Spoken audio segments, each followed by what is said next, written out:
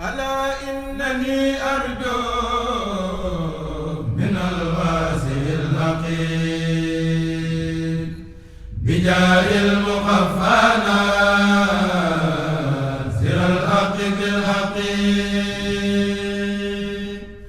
ألا إنني أرجو من الواسع الحقير بجاه المخفى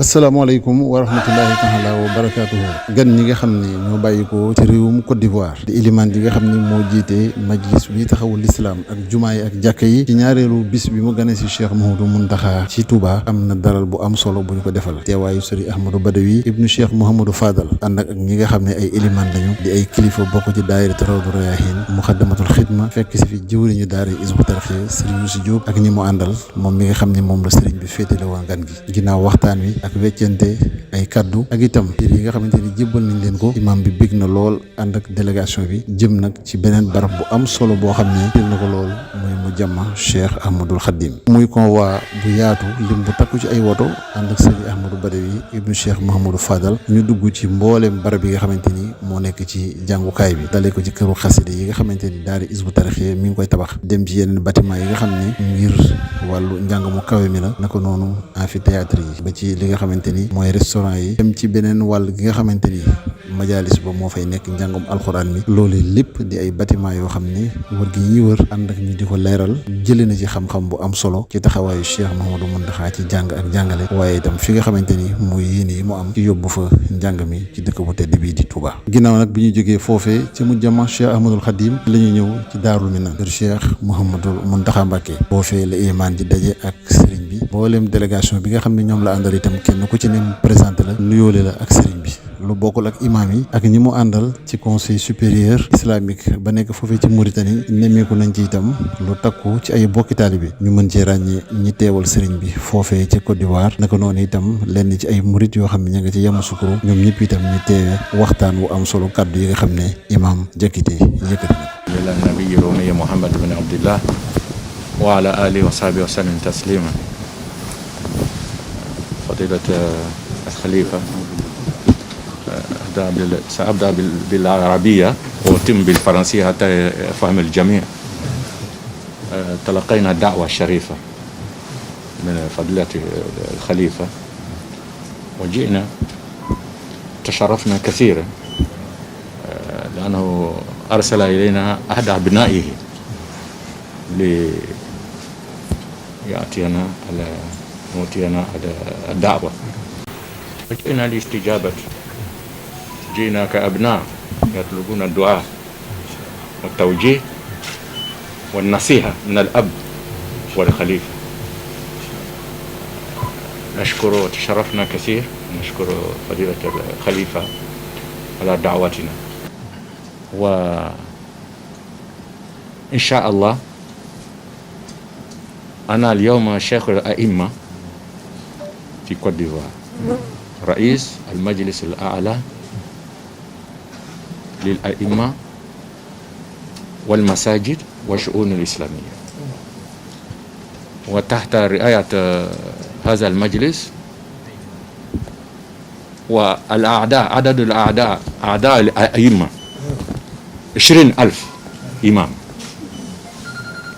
والمساجد تقريبا 8,000 مسجد في جميع أنحاء البلد حتى يستفيد الجميع. سأقف هنا بالعربية وأواصل بالفرنسية. Nous avons dit que l'éminence Khalifa a demandé les nouvelles. Nous avons dit que nous sommes venus répondre à son aimable invitation. Il nous a fait l'honneur. Oui. Il nous a fait l'honneur d'envoyer un de ses enfants pour nous remettre une invitation en Côte d'Ivoire pour venir le saluer. Nous sommes venus comme des fils qui viennent à leur père, comme des élèves qui viennent à leur maître pour demander bénédiction et demander orientation. Nous sommes à la tête du Conseil supérieur des imams, des mosquées et des affaires islamiques en Côte d'Ivoire. Dans le Conseil des imams, dans le COSIM, nous avons environ 20 000 imams et plus de 8 000 mosquées que le Conseil supervise en Côte d'Ivoire. Notre organisation, le COSIM, est une sorte de fédération. Dans le COSIM, vous avez tous les tariqas. Vous avez toutes les écoles, toutes les tendances islamiques se retrouvent pour coordonner les activités de l'islam. Après, chaque imam, quand il rentre dans sa mosquée, chacun est autonome. Tu peux traduire ça ou bien je peux. Youssou waaw moom de Barka dafa wax ne mi ngi dikk tey ginnaaw bi ñu ko defalee sak ak teraanga ju mag ju toll ni invité ko yebal sa doomi bopp mu dikk ba fi moom yóbbul ko invitation loolu rëy ci ñoom lool mu mel ni kon dañoo ñëwinu doom ju seet si seen waajur doon tamit ay dongo ak i taalibe yoo xam ne dañoo seet si seen kilifa ngir sàkku si ñaan ñoom nag nee nañu dañoo doon benn fédération boo xam ne l'islam gépp gi nekk ci Côte d'Ivoire dafa nosu ñoom ñu jiite ko ñoom ñi COSIM bi moom mii moo leen jiite waaye ñoom dafa mel ni dajale nañu loo xam ne ci ay imam yoo xam ne bari nañu ba toll ci limu 20 junni imam yoo xam ne biñ ko xoolee tamit nekk nañ ci lu tolloog juróom-ñetti junni ay jàkka ci biir réew ma nee nañ nag ay mazahib yëpp nag am na ci dafa mel ni jullit ñi ñoo booloo nga xam ne kenn ku ci ne tariqa boo mën a ne wala tamit mazahib mazhab boo mën a nekkit ñoom ñëpp dañoo dajale seen bopp nekk ci kilifteefu li nga xam ne moom mooy COSIM bi waaye nee na ku ci nekk nag boo demee delloo ci sa jàkk yaa yor kilifteef ki am nga autonomie pour doxal sa liggéey. COSIM mooy conseil maanaam majlis. waaw comme majlisul ala wala majlis boo xamante ne moo kawe di lijjanti lépp lu jëm ci jàkke yi imam yi ak mbiri l'islam yëpp ci réewum Côte d'Ivoire. Nous sommes venus pour écouter l'éminence, le calife, mais nous demandons surtout ses prières. Parce que souvent, quand on est placé dans une certaine position de responsabilité dans l'islam, Shayatin al-Ins wal Jinn, ils se coalisent contre toi. Ils se disent, si on arrive à avoir celui-là, on va avoir beaucoup de monde derrière lui. Nous sommes jeunes qui prient pour nous. Ça, c'est un. Qui prie pour la Côte d'Ivoire. La Côte d'Ivoire, c'est le résumé de l'Afrique de l'Ouest. Tous les pays francophones, tous les pays de l'Afrique de l'Ouest ont de fortes communautés en Côte d'Ivoire. Si la paix règne en Côte d'Ivoire, au Mali, au Sénégal, en Guinée, au Burkina, au Ghana, tous ces pays bénéficient parce que tous ces pays ont des ressortissants qui travaillent en Côte d'Ivoire. Mais que Dieu nous protège s'il y a problème, et nous avons vu déjà des problèmes, ça va répercuter sur tous ces pays et tous les ressortissants de ces pays en Côte d'Ivoire. Que le calife prie beaucoup pour la Côte d'Ivoire, pour la paix, pour la concorde, pour qu'il n'y ait jamais de fitna en Côte d'Ivoire. waaw nee na Mbacke mi ngi sàkku sa ñaan loolu boobu yittewoo nañ ko lool ndax nee na am na ay daraja ci wàllu responsabilité ci mas'uliya bu ñu la ko tegee rek nee na day mel ni seytaane day ngemb waat laxasaayu waat ak pexem yëpp ak noonu yëpp nag daal di ne kii nag nañu boole suñ doole ngir yàqal ko nee na loolu nag moo tax kon fii saasi dafay soxlawoo nga ñaanal leen su ko defee ñu mucc ci pexe yooyu ñuy sàkku itam nga ñaanal Côte d'Ivoire muy réew ma ndax nee na réewum Côte d'Ivoire dafa doon foo xamante ne dafa doon fu dajale réew yu bëri ci Afrique yoo xam ne dafa mel ni ñoom ñëpp dañ faa dajeendoo mu doon seen wàccuwaay loolu nee na bàyyiwul Sénégal bàyyiwul Ghana bàyyiwul Sierra Leone bàyyiwul Niger bàyyiwul Mali ñun ñëpp dañoo doon ñoo xam ne ay mbooloo ak yi ñu bëri ci seenum réew dañoo nekk foofu ci Côte d'Ivoire kon Côte d'Ivoire su amul jàmm dafa mel ni yeneen réew yi nekk ci Afrique te wër ko jàmm du leen yomb te noonu leen nee na am na lu ñu ci jot a gis jot koo dund moo tax mu bëgg nga ñaanal Côte d'Ivoire mu am jàmm te xam ne jàmm jooju ak dal googu day doon loo xam ne Afrique gépp a koy bokk ñëpp a koy jëriñoo.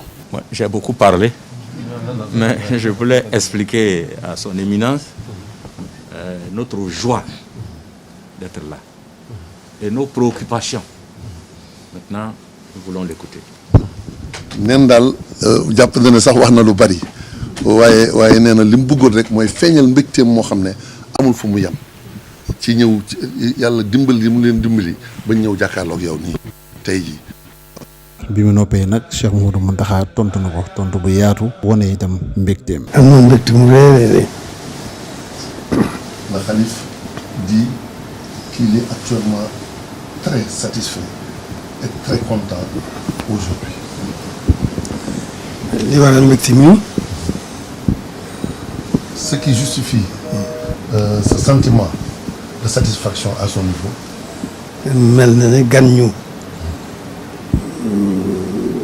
jóge ni ñu jóge ñi ak ñu ngi fi loolu mel na ne noo koy door a am. Cette satisfaction se justifie par l'acte que vous avez accompli en quittant votre pays avec la motivation qui vous anime. Pour lui, c'est la première fois que ceci arrive. loolu moo tax mu am mbégte mu rëy. C'est ce qui explique la joie et la satisfaction très profonde qu'il nourrit. dégg nañ ni mu waxee bu baax a baax. Il dit qu'il vous a très bien suivi. Il a bien écouté ce que vous avez dit. loolu dafa mel ne ndamal l'islam rek la. Et ça ne fait que refléter ou manifester la victoire éclatante de l'islam. te ko moo tax mu am mbégte mu rëy te am dolli ko yaakaar ju rëy. C'est ce qui fait qu'il est aujourd'hui fortement réjoui et actuellement son espoir ne fait que se raffermir. ndax nas bu mu wax ne def nañ ko ci Côte d'Ivoire loolu fa tabarakallahu lu rëy ci l'islam lu am njëriñ ci l'islam la. Car il dit la façon dont l'islam est bien coordonné et bien administré en Côte d'Ivoire, ça c'est un acquis considérable en faveur de l'islam. moo tax kon noonu kon noo koy nuyu mbooloo mu baax mi mu àndal bu baax gi ay imma yi mu àndal. C'est ce qui fait qu'il vous renouvelle ces salutations très distinguées, ainsi qu'à toutes les autorités qui représentent des assemblées différentes. Donc il ne fait que renouveler ces salutations à votre endroit. ñun xam nañ li leen yëkkati bu baax a baax. Il sait ce qui motive votre venue ici à Touba aujourd'hui. xam nañ ne loolu liggéey l'islam la. Il sait que c'est mû par une ambition de travailler pour la cause de l'islam. loolu moo tax nu am mbégte mu rëy. C'est ce qui explique la joie et la satisfaction qu'il ressent. seen suñu xol sedd na bu baax. ci taxawaay bi nga xam ne jóge Côte d'Ivoire bu ñëw ngir l'islam noonu lañ ci sant bu baax a baax a baax leen ci gërëm. Donc il vous témoigne sa satisfaction et vous félicite pour l'action sublime que vous avez accomplie en faveur de l'islam. Ce déplacement que vous avez fait depuis la Côte d'Ivoire jusqu'à ici. loolu dafa mel ne rek dañu gën soññu ci l'islam dañ gën a mën a jugaat bu baax a baax parce que liggéey l'islam. C'est comme si vous étiez venu pour nous exhorter encore davantage afin que nous puissions redoubler d'efforts pour travailler pour la cause de l'islam ici. kon moom dafa mel ne ñoom dañuy yëg Cheikh Ahmadou Bamba dañoo mel ne dañoo yëg li ko fi taxoon a ñëw mu nekk ci ba ni mu wujjee borom. C'est comme si vous étiez très au fait de ce qui était la base ou les fondements du travail, de la cause que défendait Cheikh Ahmadou Bamba. Toute sa vie durant, c'est pourquoi il a travaillé, il a œuvré jusqu'à son retour à son Seigneur. kon nag ñu xam ne fii ci jotaay bi tey ñoo ngi fas yéene gën a feddali wala l'islam mi nu seq. Donc, vous êtes venu donc raffermir et consolider les liens fraternels islamiques qui nous unissent. ñu fas yéene ci sunu kanam itam ñu gën cee am yitte bu baax a baax a baax gën a sàmm suñu wëllëre bi dox suñu diggante mu wëllëre l'islam. C'est pourquoi également, en ce qui le concerne, il est déterminé à aller dans le même sens pour raffermir et consolider les liens fraternels qui nous lient pour l'avenir en essayant de mieux raffermir ces relations. kon li mu ëmb ci xol bu sedd ak mbégte mu rëy mën na ko sax ci suñu làmmiñ du koy seeral suñu borom bi nga xam ne mooy borom lépp. Il dit également que ce qu'il ressent comme satisfaction et comme témoignage de reconnaissance, il ne peut même pas l'exprimer lui-même. Il ne fait que le témoigner de façon très sincère vis-à-vis de son Seigneur, afin qu'il l'agrée, cet action. kon daal li mu nekk li mu fi mbégte mi mu am daal mën na ko wax ci sunu làmmiñ waxtu bi jot na waaye li mu ëmb ci yiw boo xam ne amal nañ leen ko loolu mën na ko xajatu fi waaye loolu rek moo nekk moom rek lañu fekk si te moom lañ fiy bàyyi itam incha allah ñu fas yéene ko ànd ak ñoom. Il dit également qu'avec l'exiguïté du moment, surtout avec la prière, il sait que nous sommes indigents à vous exprimer convenablement le sentiment qu'il ressent en termes de satisfaction. Mais il ne fait donc que le réaffirmer, le renouveler en sachant que c'est un sacerdoce qui est devant nous, Inch'Allah, afin que nous, ensemble, nous puissions relever ce défi de consolidation de nos relations fraternelles.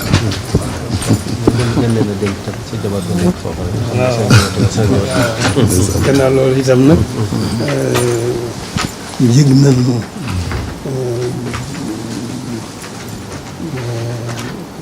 gàttanu gi ñu gàttanu foofa ak ci jóge ci suñu bokki taal bi yëpp nekk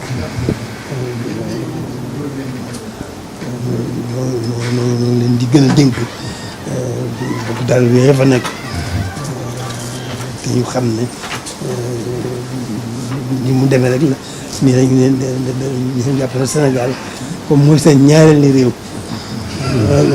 Côte d'Ivoire mooy seen ñaareelu réew ci Sénégal comme ñoom dañ fa nekk comme Sénégalais lañ jàpp bu ñu nekkee Côte d'Ivoire dañ jàpp seen bopp ne ñeneen Sénégal te itam tabaarakallaahu ñu yaru la ñuy doon yoo xam ne dañ fay yàq dañ fay defar waaye yàq bu jóge ci moom ñoom kon nag moom lañ koy dégg gën a dégg ñu leen di gën a dégg. Le Khalife vous témoigne également une profonde reconnaissance pour l'accueil et l'hospitalité que vous avez réservée à la communauté mouride en Côte d'Ivoire. Il est bien informé, il est bien au fait de tout ce que vous faites pour les mettre à l'aise, pour les accueillir, pour les encadrer, afin qu'ils se sentent chez eux. Et donc, il réaffirme également sa confiance vis-à-vis de cette communauté qui, Inch'Allah, par la volonté de Dieu, ce seront toujours des gens qui resteront dans la conduite édictée par le vénéré Cheikh. Ils ne se mêleront jamais à des pratiques qui vont dans le sens de la discorde ou bien du dégât. li wax nag li ko gën a dëggal moo di jàngukaay boobu ñu fay xalaat bëgg fa dundal lislaam bëgg fa xam lislaam loolu mooy firndeel li moo wax ci mbokk taal bi. Et le témoignage qu'il est en train de faire pour votre action d'hospitalité vis-à-vis de nos compatriotes, les Sénégalais là-bas, les Mourides, ce qui justifie davantage cela, c'est le projet de l'Institut à Yamoussoukro, que vous êtes prêts à mener avec nous pour le bénéfice de la Oumma islamique, mais également qui sera d'un grand apport pour l'éducation de nos enfants en Côte d'Ivoire.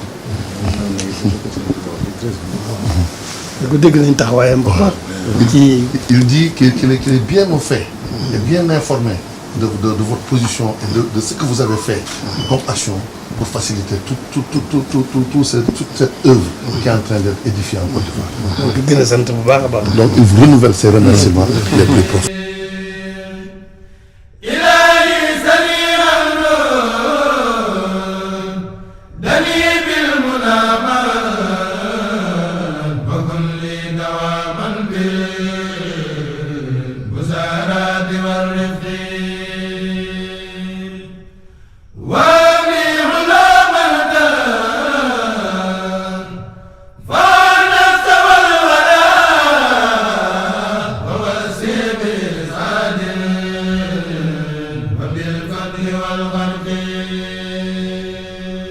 ginnaaw kàddu yu sëriñ bi tofal na ci ay addiye yu am solo yoo xamante ni moo ko leeral boppam benn bu ci nekk mu teg ko ci loxo imaam ji di wane mbégteem ci tànk yi nga xamante ni am nañ ko bi loolu àggee nag ci la leen jiiteel boppam timis waxtaanaat ak ñoom ci jàkka ji tàggoo ak ñoom ñaanal leen. délégation bi bokk na ci barab yi nga xamante ni nemmeeku nañ ko mooy jumaa ju mag ji nga xam ne bi ñuy jógee Daarul Minam ci lañ fa agsi ànd ak lenn ci kilifa yi ñu won leen barab yi ci noonee sax daje nañu ak imam ji nga xamante ni mooy jiite waxtu gee di Serigne Afia Bousso mu bég lool ci seen teewaay ci dëkk bu tedd bi di Touba ñu soog a dellu si ci daara Hizbut Tarqiyyah ji nga xamante ni fa la ñu daloon wéyal ngan gi.